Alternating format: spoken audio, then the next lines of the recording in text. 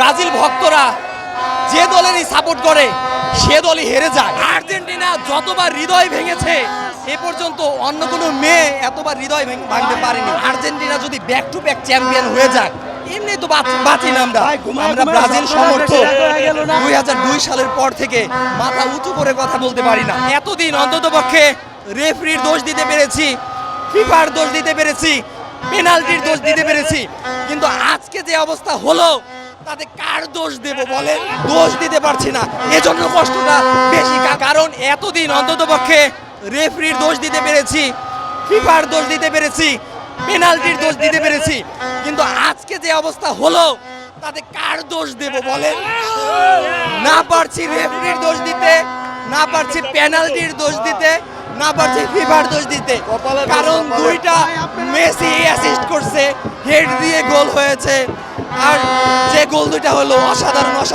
তো আমরা কোনোভাবেই আসলে দোষ দিতে পারছি না, এজন্য কষ্টটা বেশি। কারণ যদি কোনো কিছুর দোষ দিতে পারতাম তাহলে অন্তত পক্ষে একটু ফেসবুকে একটা পোস্ট করতে পারতাম না। এই দোষের কারণে আজকে আর্জেন্টিনাকে হারানো যায়। ব্রাজিল ভক্তরা আজকে কাকে সাপোর্ট করেছে?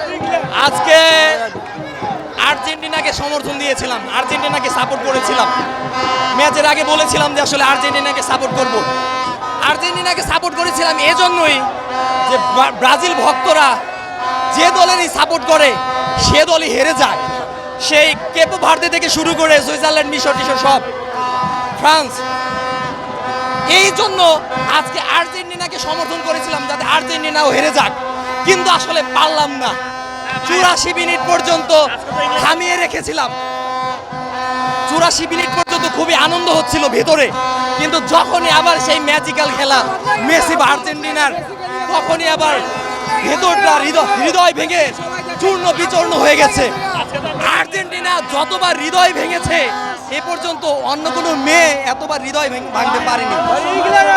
অতএব আর্জেন্টিনা বারবার হৃদয় ভাঙছে, আর আর্জেন্টিনার হৃদয় ভাঙছে এজন্যই আর্জেন্টিনার প্রতিপক্ষ যে দল থাকে, আর্জেন্টিনার যে প্রতিপক্ষ যে দল থাকে, আমরা অ্যাজ এ ব্রাজিল সাপোর্টার আমরা সেই দলকেই সাপোর্ট করি। সেক্ষেত্রে ওরা সবসময় এগিয়ে থাকে, আমরা মনে একটা আশা বাঁধি, এই বুঝে আর্জেন্টিনাকে থামিয়ে দিলাম, কিন্তু শেষ ম্যাচে আর থামাতে পারি না। অতএব আজকেও ভেঙে চুরে চুরমার হয়ে গেছে ভেতরটা। রেফারিকে কিনার যে অভিযোগটা আপনারা বারবার করে থাকেন, আজকেও কি সেটা হয়েছে? এজন্য দুঃখটা আরো বেশি, এজন্য দুঃখটা আরো বেশি। কাকে সাপোর্ট করবেন আপনারা ব্রাজিল ভক্তরা? স্পেনকে সাপোর্ট করবেন, কারণ স্পেনকে এই প্রতিপক্ষকে থামানোর জন্য আমাদের যা ইচ্ছা আমরা তাই করবো। সেজন্য যত নিচে নামা যায় দরকার বলে নামবো, তবু আর্জেন্টিনাকে হারাতে হবে। আর্জেন্টিনাকে হারাতে হবে এ কারণেই, কারণ আর্জেন্টিনা যদি ব্যাক টু ব্যাক চ্যাম্পিয়ন হয়ে যায়, এমনি তো বাঁচি না আমরা ব্রাজিল সমর্থক 2002 সালের পর থেকে মাথা উঁচু করে কথা বলতে পারি না। আমরা কোনো না কোনোভাবে সেই মাথাটা নিচু করতে হয়, এই 5টা কাপের বড়াই দেখাতে হয়। সেক্ষেত্রে এই 4 বছর কথা বলতে পারি না।